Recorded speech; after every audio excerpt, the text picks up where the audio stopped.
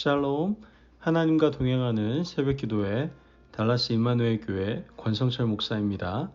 오늘도 하나님과 동행하며 풍성함을 누리시는 저와 여러분 되시길 주님의 이름으로 축복합니다. 오늘 말씀은 스가랴서 3장 1절에서 5절까지의 말씀입니다. 대제사장 여호수아는 여호와의 천사 앞에 섰고 사탄은 그의 오른쪽에 서서 그를 대적하는 것을 여호와께서 내게 보이시니라. 여호와께서 사탄에게 이르시되 사탄아, 여호와께서 너를 책망하노라. 예루살렘을 택한 여호와께서 너를 책망하노라. 이는 불에서 꺼낸 그슬린 나무가 아니냐 하실 때에 여호수아가 더러운 옷을 입고 천사 앞에 서 있는지라.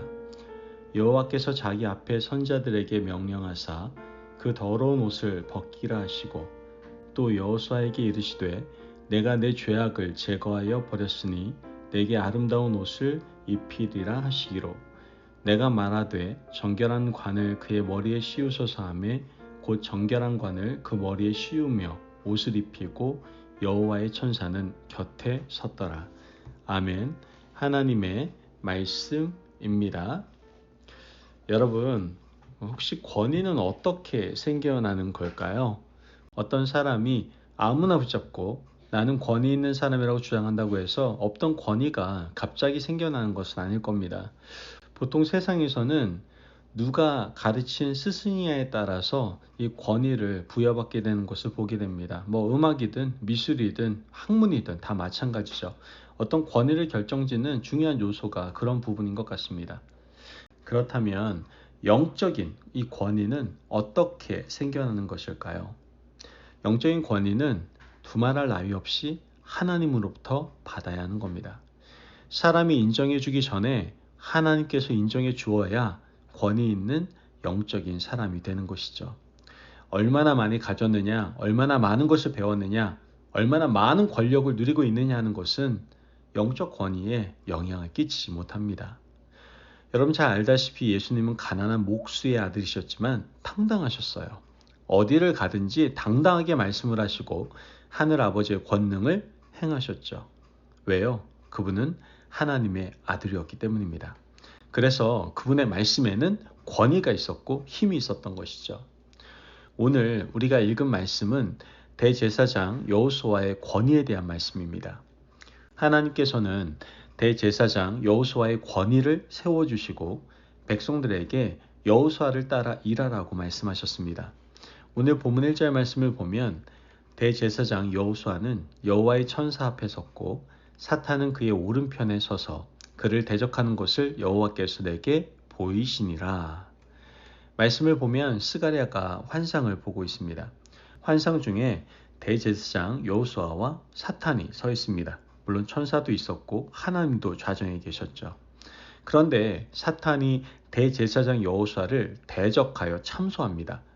사탄이 어떤 말을 했는지 구체적으로 밝히진 않았지만 사탄이 분명 이 여호수아를 괴롭게 하는 것은 분명합니다.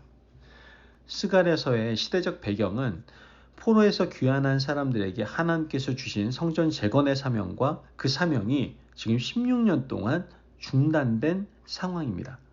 하나님께서는 포로에서 귀환한 사람들에게 중요한 사명을 주셨는데 그것이 바로 성전 재건이었어요. 그들이 터만 닦아놓고 16년 동안 아무 일도 하지 않았습니다. 하나님께서는 그 때문에 정치적인 책임을 맡은 스룹바벨과 영적인 책임을 맡은 대제사장 여호수아를 복돋우기 위해서 선지자 학계를 보내시고 이어서 스가랴 선지자를 보내셨던 것이죠. 그리고 백성들에게 그들의 권위를 인정하라고 말씀을 하십니다. 그런데 오늘 말씀을 보니까 지금 16년 동안 성전 재건이 중단된 이유가 드러나고 있습니다. 바로 사탄이 배후에 있었다라는 것이죠. 사탄이 백성들의 마음을 하나 되지 못하게 만들고 백성들을 분열하게 만들었습니다. 백성들끼리 참소하게 했고 영적인 리더십이었던 대제사장 여호수아의 권위를 인정하지 않도록 했습니다. 그 때문에 성전 재건 사역은 백성들의 마음을 움직이지 못했고 갈수록 늦추어져서 16년 동안이나 중단되어 있었던 것이죠. 이제 하나님께서 사탄을 불러서 책망을 하십니다. 2절 말씀을 보면 여호와께서 사탄에게 이르시되 사탄아 여호와께서 너를 책망하노라. 예루살렘을 택한 여호와께서 너를 책망하노라. 이는 불에서 꺼낸 그슬리 나무가 아니냐 하실 때에, 말씀을 보면 하나님께서 불에서 꺼낸 그슬린 나무라고 언급하셨습니다. 여기서 불은 바벨론을 의미하고요. 그슬린 나무는 대제사장 여호수아를 말하고 있는 겁니다. 여호수아가 바벨론에서 가진 고난과 어려움을 당하고 검게 그을러졌을 때 하나님은 이 여호수아를 건져내신 겁니다. 그런데 사탄은 여호수아를 인정하지 않고 백성들을 조종해서 그의 리더십을 흔들었던 것이죠. 하나님은 사탄이 한 일을 이렇게 직접적으로 책망하셨습니다. 그렇다면 사탄은 백성들을 어떻게 충동질했을까요? 백성들은 어떤 이유로 대제사장 여호수아의 권위를 인정하지 않았던 것일까요? 이 대제사장 여호수아가요, 드디어 포로에서 돌아왔을 때 백성들이 뒤에서 수군거리기 시작했거든요. 우리가 포로가 되어서 바벨론에 잡혀간 것은 너의 아버지 여호사닥 대제사장의 영향도 있지 않냐. 그가 영적으로 우리를 제대로 인도하지 못해서 하나님의 심판을 받은 것 아니냐. 맞는 말입니다. 이 때문에 백성들은 대제사장 여호수아의 영적 권위를 인정하지 않았습니다. 이것이 16년 동안 성전 재건을 지연하게 했던 이유였던 것이죠. 하나님께서는 스가랴 선지자를 통해서 이 말씀을 백성들에게 전하게 하십니다. 내가 사탄을 책망했다. 이제 내가 대제사장 여호수아에게 새로운 옷을 입혀주겠다라고 말씀을 하십니다. 오늘 본문 3절의 4절 말씀을 보면 여호수아가 더러운 옷을 입고 천사 앞에 서 있는지라 여호와께서 자기 앞에 선자들에게 명령하사 그 더러운 옷을 벗기라 하시고 또 여호수아에게 이르시되 내가 내 죄악을 제거하여 버렸으니 내게 아름다운 옷을 입히리라 하시기로. 말씀에서 이 여호수아가 입고 있던 더러운 옷은 백성들이 가지고 있던 오해의 옷이었고 아버지 여호사닥이 잘못한 허물이었습니다. 하나님께서는 이제 그 더러운 옷을 벗기시고 새로운 옷을 입혀주시며 대제사장 여호수아의 영적 권위를 새롭게 해주시는 것을 우리는 보게 되는 것이죠. 오늘 본문 5절 말씀을 보면 내가 말하되 정결한 관을 그의 머리에 씌우소서 하며 곧 정결한 관을 그 머리에 씌우며 옷을 입히고 여호와의 천사는 곁에 섰더라. 말씀을 보면 깨끗한 옷을 입은 대제사장 여호수아의 환상을 보고 선지자 스가랴가 한마디를 더하고 있습니다. 정결한 관을 그의 머리에 씌워 주소서. 그의 말대로 하나님은 대제사장 여호수아의 머리에 정결한 관을 씌워 주었습니다. 여러분, 이 영적 권위는요, 사람으로부터 생겨나는 것이 아닙니다. 사탄이 사람들을 충동질해서 권위를 깎아내리고 분탕질한다 하더라도 하나님께서 깨끗한 옷을 입히시고 정결한 관을 씌우시면 하늘로부터 임하는 권위가 새롭게 된다라는 것이죠. 하나님께서는 이어서 대제사장 여호수아에게 당부의 말씀을 하십니다. 스가랴서 3장 7절 말씀을 보면 만군의 여호와의 말씀에 내가 만일 내 도를 행하며 내 규례를 지키면 내가 내 집을 다스릴 것이요 내 뜰을 지킬 것이며 내가 또 너로 여기 섰는 자들 가운데 왕래하게 하리라. 하나님께서는 영적 권위를 지키는 방법을 말씀해주고 있는 겁니다.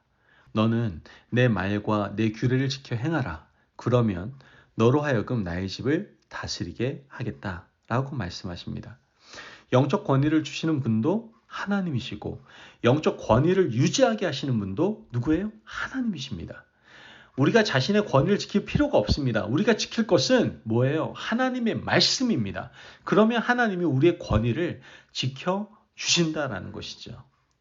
여러분, 이 말씀은 목회자와 또한 사역자들, 어떻게 보면 주의 일을 하는 모든 분들에게 주시는 하나님의 말씀입니다. 영적 권위가 있으면 일하기가 수월해집니다. 또한 영적 권위를 어지럽히는 자들을 하나님이 가만히 두지 않습니다. 하나님께서 사탄을 책망하신 것처럼 오늘 영적 권위를 어지럽히는 자들을 하나님께서 직접 책망하신다라는 것이죠. 가정에서도 부모로서의 영적 권위가 필요해요. 일터에서도 기도하는 사람으로서의 영적 권위가 절실히 요구됩니다. 교회에서는 말할 필요도 없습니다.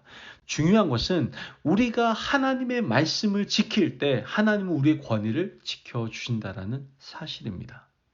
그러므로 영적 권위가 하나님께로부터 온다는 것을 늘 기억하시고 그 권위를 지키기 위해서 하나님의 말씀을 지키며 살아가시는 저와 여러분이 되시길 주님의 이름으로 축복합니다. 아멘. 기도하겠습니다. 사랑이 많으신 하나님 감사합니다. 오늘도 우리에게 귀한 말씀의 은혜 허락하심을 감사합니다. 하나님, 권위는 하나님께서 주신 것임을 우리가 늘 기억하고 믿음으로 나아가게 하여 주옵소서. 또한 하나님께서 허락하신 권위를 지키기 위해서 하나님의 말씀을 더욱더 열심히 지키며 살아가는 하나님의 일꾼, 하나님의 사람 되게 하여 주옵소서. 감사함이 예수님의 이름으로 기도합니다. 아멘. 오늘도 하나님과 동행하며 풍성함을 누리시는 저와 여러분 되시길 주님의 이름으로 축복합니다. 여러분, 권위는 하나님께서 주시는 겁니다. 그 권위를 받으셨다면 그것을 지키기 위해서 늘 하나님의 말씀을 지키며 살아가시기를 바랍니다. 말씀 안에 승리하십시오.